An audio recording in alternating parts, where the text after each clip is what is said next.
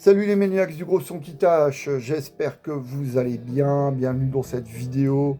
Aujourd'hui je vais répondre un peu à vos commentaires, j'ai réagi à un moment de l'après-midi, j'ai regardé un peu, j'ai sélectionné quelques commentaires qui m'avaient interpellé, je vais réagir à ça, je vais y répondre également.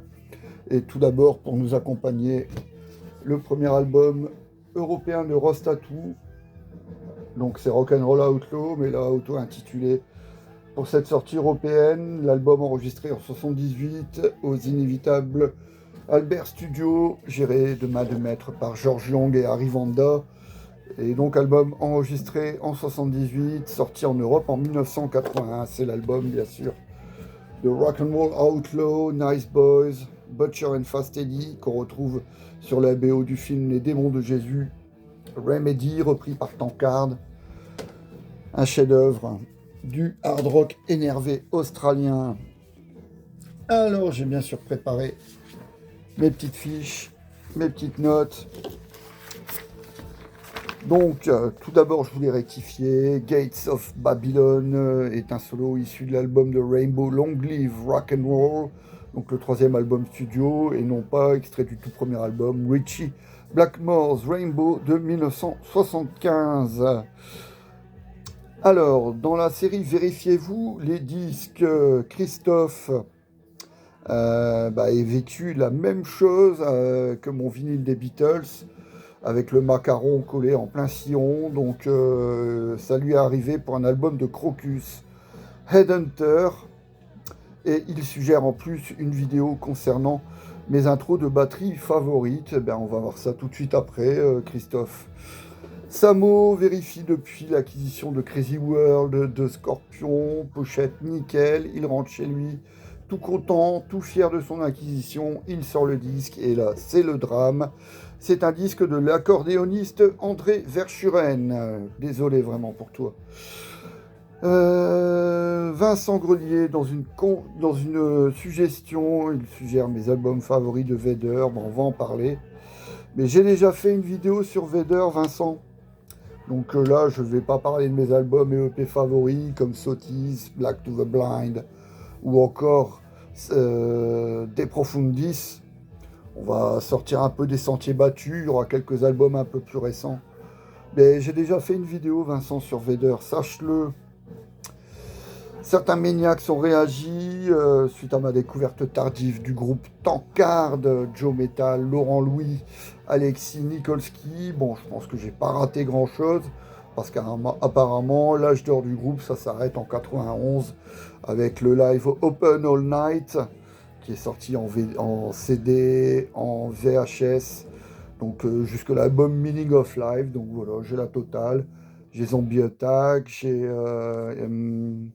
The Morning After, donc Meaning of Life, j'ai le live, j'ai le EP Alien, j'ai le deuxième aussi, Chemical Invasion, donc voilà. Bon, j'ai pas raté grand chose. Excusez-moi les maniacs. Ensuite, y a Titi qui me parle du solo de Fast Eddie Clarke, The Chase is better than the catch, comme quoi c'est un solo magnifique, d'une simplicité, mais ça sonne. The Chase is better than the catch, bien sûr. Solo de Fast Eddie Clarke, issu de l'album de Motorhead en 1980, produit par Vic Mail. C'est l'album Ace of Spades. J'étais surpris par le break de batterie. Et ben voilà, on va parler des batteurs, là, puisqu'il y a pas mal de maniacs qui ont réagi à ma vidéo sur mes batteurs favoris. Beer Maniac me parle de Donald Tardy d'Obituary, Paul Mazurkiewicz, donc de batteurs de death metal. L'un un peu plus groove que l'autre, un peu plus rapide et bourrin. Donc voilà, Paul Mazurkiewicz de Cannibal Corpse et Donald Tardy d'Obituary. Mort du vinyle me parle de Nico McBrain, Igor Cavalera, oui, je les ai cités tous les deux. Gwenaël Couraud, Flo Mounier, et immense batteur de death metal québécois de surcroît, batteur de Cryptopsy et session man, session drummer également. Pour Céline Dion, à ses heures perdues, il faut bien manger.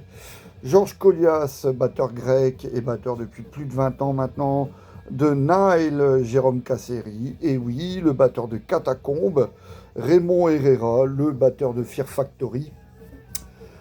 Voilà pour Gwenaël. Antonio Hervé me parle de Renaud qu'il est riche. Je ne sais pas s'il est pété de thunes, mais il est très très bon. Et Renaud qu'il est riche, donc il me sort batteur de Panzerchrist à l'époque de Room Service et également Soul Collector, mais il a également joué avec Ex Mortem à l'époque de Berserker Legion. C'est le troisième album en 2001 sur Hammerheart. Et également, vais-je le trouver Vais-je le trouver sur un album des Américains de Vile, A New Age of Chaos, paru sur le label de Vimre Listenable en 2005-2006, The New Age of Chaos. Donc voilà, Session Drummer, Renaud qu'il est riche sur cet album des Américains de Vile. Antonio Hervé, toujours lui, me parle de Stuart Copeland, il me semble, bah oui, évidemment, influence majeure pour toute une flopée de batteurs, et même les batteurs extrêmes comme Lombardo se dit influencé de Neil Peart, il écoutait attentivement ses plans de batterie, et ensuite il essayait de les reproduire à sa sauce. Nicole Dordogne, Brian Doney, immense batteur de Sin Lizzy, prestation exemplaire sur un titre comme Shalala par exemple, mais rarement pris en défaut et un batteur d'une variété incroyable. En fait, oui, tous ces morceaux ont un groove, ont un tempo différent, ce qui fait que voilà, c'est vraiment le batteur complet, mais estimé en plus, l'Irlandais Brian Doney. Et un peu plus connu, Ian Pace, bien sûr, batteur gaucher. Pyromaniac me parle de Sick of It All, et oui, batteur de hardcore. Il y en a des bons dans le style, le batteur Danny Schuller de Biohazard, monstre de groove. Et lui, il me cite Armand Majidi, donc batteur de Sick of It All. Ça devait être à l'époque certainement de Just Look Around en 1991-92. Neil Peart, bien sûr, Rush encore une fois. Et Scott Rockenfield. Oui, Scott Rockenfield, forcément. Le batteur de Queensryche, voilà, je m'y retrouve. Toujours dans les batteurs, Emmanuel Z, John Ditti a-t-il joué sur l'album Undisputed Attitude de Slayer? Eh bien non, non et non, parce que je peux te prouver que c'est bien Paul Bostaph qui a joué sur Undisputed Attitude, Emmanuel. J'espère que ça sera lisible. Voilà. Et sinon, il me cite Richard Christie de Iced Earth, de Death, Hensley Dunbar, mais oui, Hensley Dunbar, le seul et unique batteur. Je vais trouver également le disque de 1987, l'album best-seller de David Coverdale et Whitesnake. C'est Hensley Dunbar à la batterie. Et il me cite Steve Wackles de Savatage. En plus de ça, il s'est pris 2 grosses claques au Hellfest, il fallait le citer. C'est toujours plaisant à lire de savoir qu'on se prend des claques en live, que voilà, on fait qu'avec le public en fait. Il y a des moments comme ça où le public ne fait qu'un avec le groupe, ça m'est déjà arrivé. À un concert de Vader, je me suis rendu compte qu'il y avait quelque chose qui se passait, c'était vraiment un feedback entre le groupe et son public. Et donc lui s'est pris quelques claques au Hellfest, My Dying Bride tout d'abord, et ensuite Manila Road. Eh bien, grand bien te fasse, et je te souhaite encore de nombreuses claques en live. Manu Delval, mon ami Manu Delval, me cite Simon Phillips, Sin After Sin de Judas Priest. C'est lui également qui joue dans The Who, qui a joué dans Toto, et c'est lui qui joue sur ce premier Michael Schenker Group de 1980. Quel rapport entre le Sin After Sin et cet album? Eh bien, outre le batteur Simon Phillips, le producteur Roger Glover, Love Is All, Deep Purple, tout ça, c'est lui. Metal Freak me cite Ken Murray, excellent batteur. Là, ça me fait plaisir. House of Lords, Flotsam and Jetsam à l'heure actuelle, ancien batteur d'Alice Cooper, ancien batteur de Fifth Angel et ancien batteur d'un groupe guitariste que j'adore, David T. Chastain. Christophe me demandait le nom du batteur de Merciless. batteur au tout début du groupe jusqu'en 1993. Donc c'est Gérald Genzi, c'est lui qui joue sur les deux premiers, Merciless, Object of Rings en 92 et Colored Funeral en 93, ce dernier étant paru sur le label allemand Century Media. Il me cite le batteur de Gojira, bien sûr, Mario Duplantier, oui, c'est un monstre de technique, de groove, de puissance, de tout ce qu'on veut. Vinnie Paul, plus classique. Matt Cameron de Soundgarden, de Pearl Jam, mais oui, le titre Jesus Christ Pose, voilà. Un titre et ça suffit pour se rendre compte de la valeur de ce batteur. C'est vraiment excellent, excellent batteur que ce Matt Cameron. Rudler, Maciej Kowalski, il me le cite, c'est le batteur des Polonais de Mgoa et le batteur de Mastodon, Brandeiler. François Gontier, Vénère Anvil, donc on peut citer le batteur de Anvil et compagnon d'armes de Lips depuis les tout débuts du groupe, Rob Reiner. Et enfin, pour finir avec les batteurs, Hervé me cite Bruce Crump des sudistes de Molly Hatchet. Voilà. Bon, on va pouvoir passer aux intros de batterie, les Maniacs. Ça, c'est Christophe, l'ancien batteur de Jumperless, qui me demandait justement quelles sont mes intros de batterie favorites dans le désordre. Celle de Igor Cavalera, bien sûr.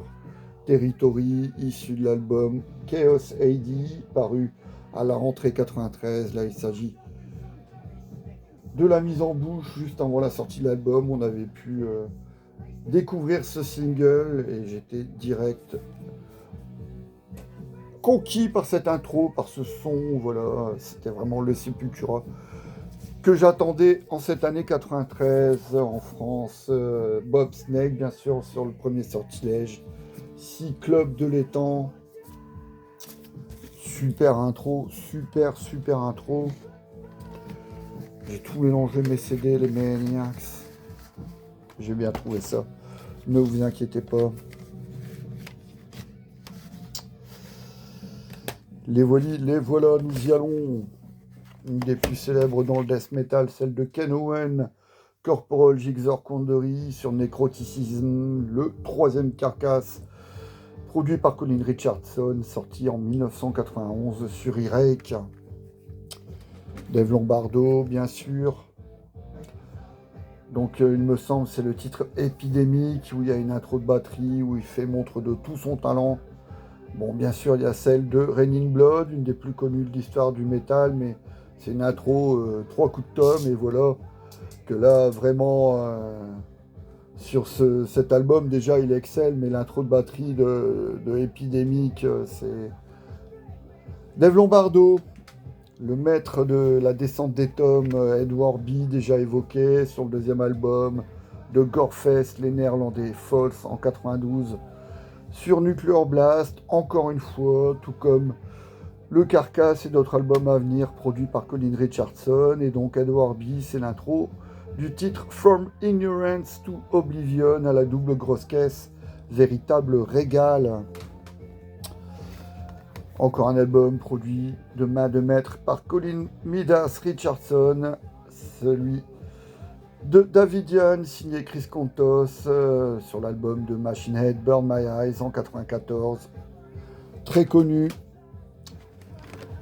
Nick Menza, bien sûr. Skin Almighty, intro qui ouvre le disque de Megadeth, le 5e album Countdown to Extinction, paru à l'été 92, produit par Max Norman. Encore Colin Richardson, From the Underground and Below. Et c'est une intro signée Tim Mallaré, batteur de Overkill. Intro du titre It Lives. Là aussi, double grosse caisse à gogo, batterie triée, un régal. Painkiller, bien sûr. Scott Travis, issu de l'album du même nom, Judas Priest, classique. Et l'intro qui a inspiré bon nombre de batteurs à se mettre à la double. Et pourtant, il y avait des antécédents. Ian Pace, par exemple, Cozy Powell aussi, Kill the King, il y a bien de la double. Hein. Mais c'est lui qui a popularisé le truc, assurément. Filthy Animal Taylor sur Overkill de Motorhead en 1979.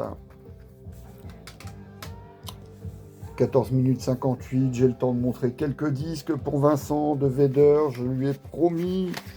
Mais promets-moi Vincent, on va voir aussi, hein. J'ai déjà fait une vidéo longue durée sur un de mes groupes favoris, les Polonais de Vader, et notamment une formation qui me tient particulièrement à cœur, celle de 1997 à 2001, donc avec bien sûr Peter au chant et à la guitare, le Doc à la batterie, Chambaud à la basse et Moser à la deuxième guitare. C'est ce groupe-là auquel j'ai assisté au plus de concerts de Vader.